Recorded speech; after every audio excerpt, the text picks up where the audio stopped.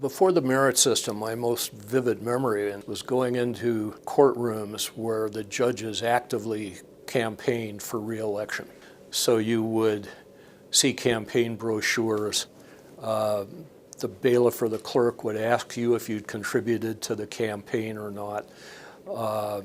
Really disquieting as a young lawyer, because you wondered, gee, did the attorney on the other side contribute to the judge? Do I need to contribute to be treated fairly?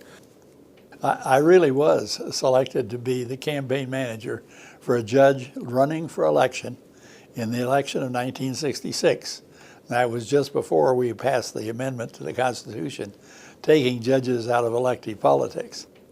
If you want to be in an election, your first comments and your first qualifications and your first comments have nothing to do with whether you're going to be fair and impartial or whether you're going to be ability to interpret a statute. You know, to be elected, you have to go out and you go campaign and you try to get people to donate money to your election and things that I don't think a judge should be connected with, asking for money and campaigning and go out and making speeches and that sort of thing. But of course, this was for a little while. I was trying to hide that in the basement. Did I feel when I walked into a courtroom compelled to give money to an election campaign? I didn't have a hell of a lot of money in those days, but the answer is I did. And I felt compelled to do it. And even though I would, donate a meager amount, it was, I don't know if the word was expected, but I certainly felt uncomfortable had I not donated something. I was one of the committee who actually drafted the current amendment to the state constitution, which took the judges perhaps not out of politics, but at least out of the elective process. We patterned it very much on what was then called the Missouri Plan. We got it passed. People of the state of Colorado realized the good sense of it at the time.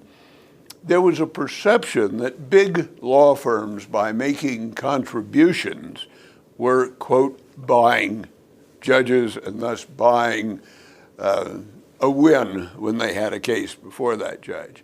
Merit selection of judges has changed at least the perception of the practice of law. You no longer have a sense that a decision can be purchased.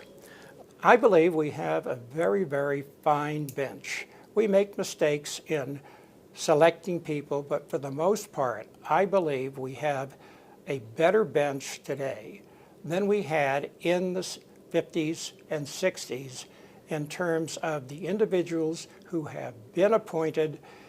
It always bothered me to see judges in the early 60s out campaigning and electioneering.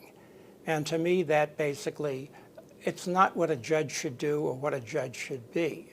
We want them to be appointed not on their personality, not on their electability, but on their merit. And I think that the judicial selection system accomplishes that.